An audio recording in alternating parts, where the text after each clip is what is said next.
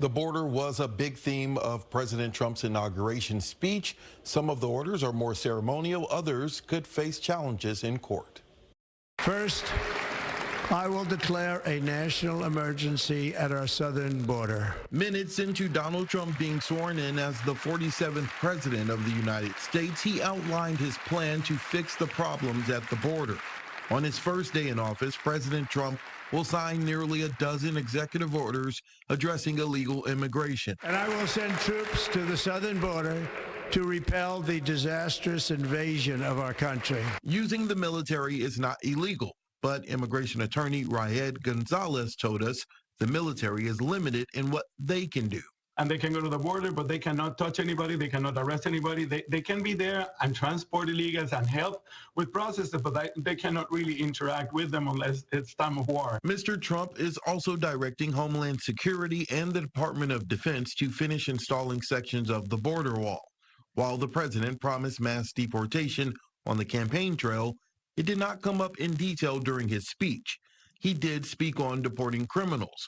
Reports say raids could begin as early as Tuesday. All illegal entry will immediately be halted, and we will begin the process of returning millions and millions of criminal aliens back to the places from which they came. We will reinstate my Remain in Mexico policy.